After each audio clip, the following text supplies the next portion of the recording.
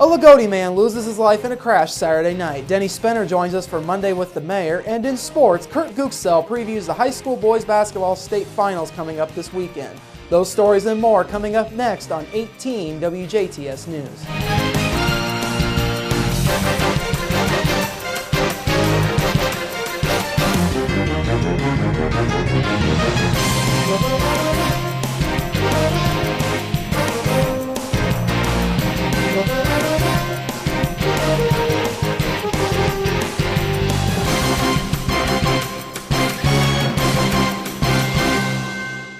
Hello, I'm Bradford Raths. In the news, a Lagodi man loses his life after a one-vehicle accident early Saturday night in Martin County, about 4.5 miles north of the Martin-Dubois County line. The driver of the vehicle involved, 19-year-old Nathaniel Sheets of Lagodi, was pronounced dead at the scene of the accident on Martin County Road 650 South, also known as Alfredsville Road, west of 231 South at about 7:35 p.m. The Martin County Sheriff's Department says 3 passengers, 19-year-old Colton Davis, 18-year-old Dirk Fahey, and 20-year-old Corbin Wildman, all of Lagodi, were injured but were able to exit the vehicle on their own. Members of the Hayesville Volunteer Fire Department were called to help extricate Sheets from the car. No word was available on the condition of those injured. Alcohol is believed to have been a factor in the crash, which police said is still under investigation. The Air Evac Life Team, the Alfredsville Volunteer Fire Department, the Dubois County Sheriff's Department, Indiana State Police, the Martin County Coroner's Office, Martin County Emergency Medical Services, and Memorial Hospital Emergency Medical Services all assisted at the scene. A full 1% increase in unemployment has resulted in Dubois County's longtime reign as the county with the state's lowest unemployment rate to come to an end.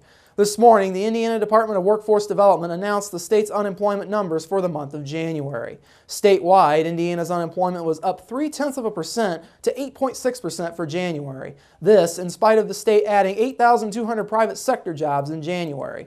The Department of Workforce Development says that the rate increased from a revised 8.3% in January as more than 10,000 unemployed Hoosiers returned to the labor force to search for work. Indiana's unemployment rate hasn't jumped that much in nearly 4 years when it climbed to 10.6% in April 2009 from 10.2% in March of 2009. Still, January's job growth marked the 19th consecutive month that Indiana has added jobs. Locally, as was mentioned earlier, Dubois County's January unemployment rate rose a full percent from December to 6.9% this month, ending the county's 9-month run as the county with Indiana's lowest unemployment rate. Hamilton County on the north side of Indianapolis now has the lowest unemployment rate in the state. Dubois County is in second, followed by Daviess County in third at 7.1%, which is up 0.7% from their December numbers. And Martin County is fourth after its unemployment rate also rose 0.7%. Indiana's jobless rate has been at or above 8% in all but 2 months since December of 2008. The state is set to announce February's unemployment rate on March 29th. A complaint about suspected drug activity led to the arrest of a Jasper man Saturday after a sheet of LSD-soaked tabs, each bearing a Mickey Mouse likeness, was found in his possession. 22-year-old Weston Rust of Jasper is charged with a Class B felony count of dealing LSD as a Schedule I controlled substance and a Class D felony count of possession of LSD as a Schedule I controlled substance. He was also charged with violating the terms of his agreement with the Dubois County Community Corrections Center. A Dubois County Sheriff's deputy who received a tip about Rust's alleged drug activity noted that his agreement with the Community Corrections Program stipulated that he could be subject to searches. The deputy, Jasper police officers, and a community corrections manager went to a restaurant where Rust was employed and conducted a search in an employee break room just after 3 o'clock Saturday afternoon. There, police found Rust to be in possession of a perforated sheet with 8 LSD-soaked tabs. Rust admitted to police that he had a total of 10 of the drug-laced tabs. He told police he had used 2 of them himself and intended to sell the others. Rust was booked into the Dubois County Security Center just before 5 p.m. on Saturday. This week is Flood Awareness Week across Indiana. While spring brings warmer weather and longer days to the state, it also comes with volatile weather that can increase the risk of flooding. The National Weather Service, Indiana State Police, the Indiana Department of Transportation, and the Indiana Department of Homeland Security are encouraging Hoosiers to take the time throughout this week to prepare for potential flooding.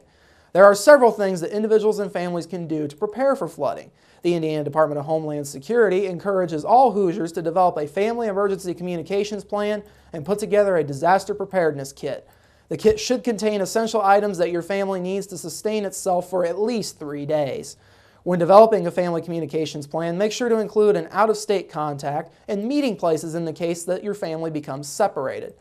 Some tips for what to do in your neighborhood. Some easy preventative yard work can help minimize the effects of flooding in your neighborhood. The Indiana Department of Transportation encourages citizens to help clear brush and other debris from stormwater drains.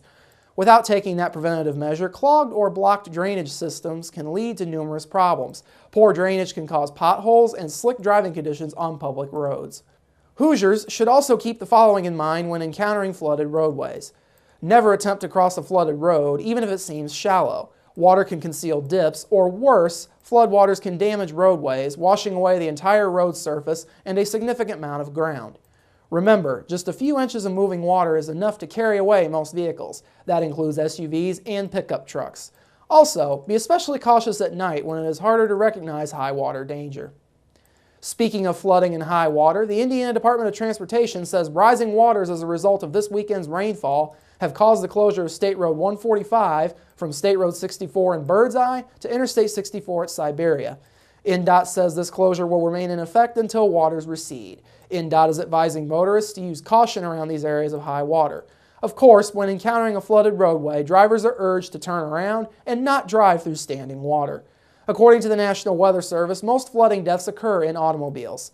6 inches of standing water is enough to cause passenger cars to stall, and a foot of water will float many vehicles.